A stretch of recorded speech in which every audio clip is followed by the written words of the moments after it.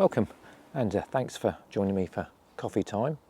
This week I've decided to catch up on the Roe Deer, the local Roe Deer, and I was thinking as I was driving here this morning that it's been about 8 months since the young fawn and her brother were born last summer, and they seem to have managed to survive the winter, so hopefully I'm going to get a little bit of them, soon catch up with them, see how they're progressing, how big they're getting.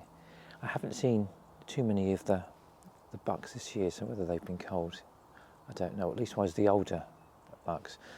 Unfortunately, one saw them at the side of the road about 3 or 4 weeks back, so it looks as if an unfortunate accident, and that's a bit of a shame really.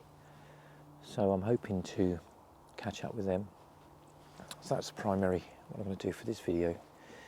But also what I'm going to do is do a bit of work looking to see what I'm going to do for the next month. The barn owls are starting to pair up and become quite active. The bitten's still about, but he won't be, or they won't be about for much longer. They'll probably go off to breed. Yeah, all starting to kick off this month, so it gives me lots of opportunity to try and look at different things. So I'm going to have a bit of a walk round now before I pop home and do the housework and the chores. So yeah, nice day, a bit overcast, but nice and calm. Well, let's see what comes. I didn't have a massive amount of success on the first trip. Disturbed quite a few, but didn't really get any footage, so I thought I'd work my way through the woods and approach it from that angle with no success whatsoever. The doe here, the adult doe, obviously heard me. There's loads of beech leaves underfoot, so yeah, she rumbled my approach.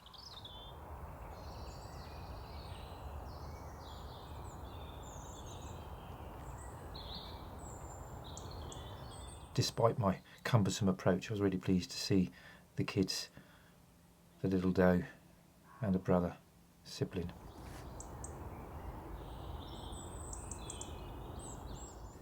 I'm quite a way back, got the long lens, so, and it's quite dark in the woods this early, so they must have heard me as opposed to seeing me. So I knew if I was to stay really quiet, it'd be a good opportunity for them to relax again and carry on their way.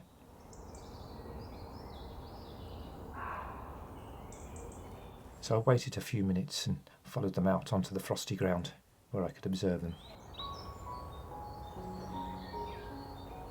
The opportunity to observe this family is going to be reducing as spring approaches. The family group's going to break up with the longer days.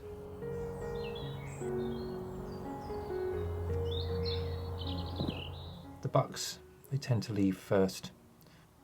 With the increase in sort of daylight hours, the male's testosterone level increases, and his behaviour in play and just in general becomes a little bit more vigorous, a little bit more aggressive, and he will tend to wander further away, breaking that bond with his mother, which is to be encouraged, because the thing that she wants to avoid is having him about when the mating season starts.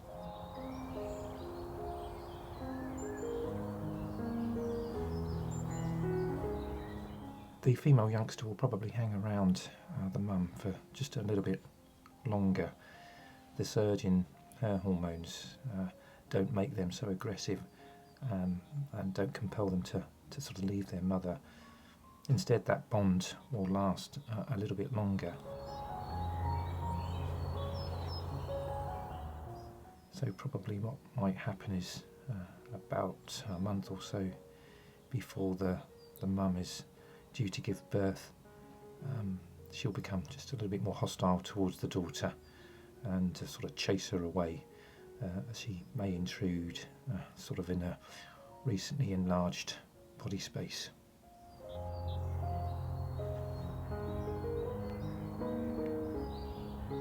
The families can occasionally reform in the winter months. They tend to gather up to see themselves through the winter. The mating season for the roe deer is in sort of July and August, but the egg, although fertilised, doesn't implant until January, and then it will start to grow. So the next sort of point of interest will be May, sort of June. Last year managed to see the mum quite heavily pregnant and the sort of kids moving within her stomach.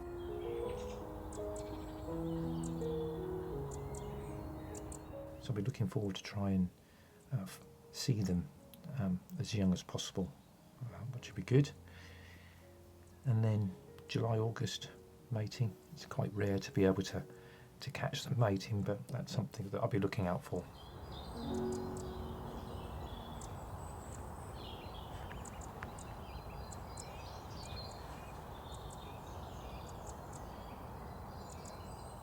I find it quite interesting, the order in which they move back into the woods. It's always the mum that goes first, and then the male kid promptly follows with the female kid dragging her heels behind, but leaves with a bit of a flourish.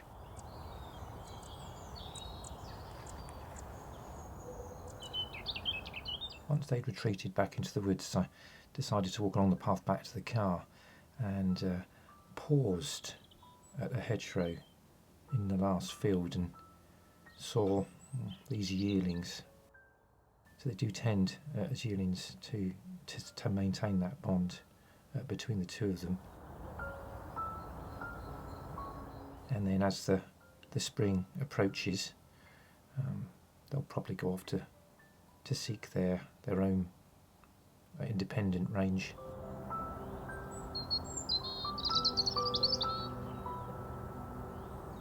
So I pulled back, thinking I'd maybe walk back through the woods, and to the right hand side of the hedgerow was another 2 yearlings, or maybe another year older, coming over the brow of the hill, which gave me an opportunity to observe.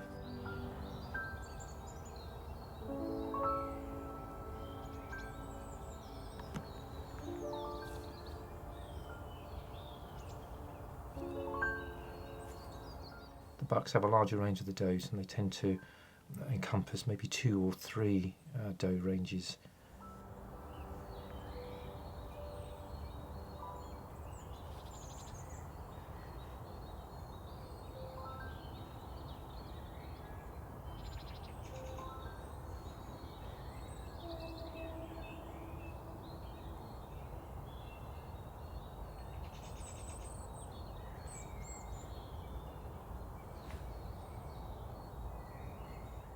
But they retreated quite interestingly back into the same part of the woods. It's quite a popular entry and exit here.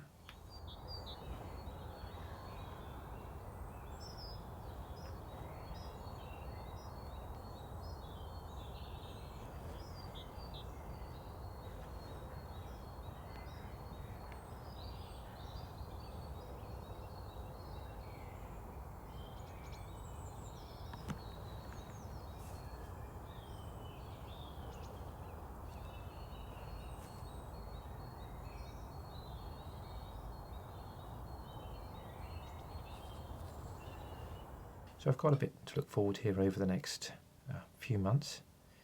It'd be quite nice to have slightly warmer weather when coming out, although the downside is the dawns become much earlier. Well, I hope you've enjoyed this video. If you have, give it a big thumbs up, like and subscribe. And always, it'd be lovely for you to join me in my next adventure.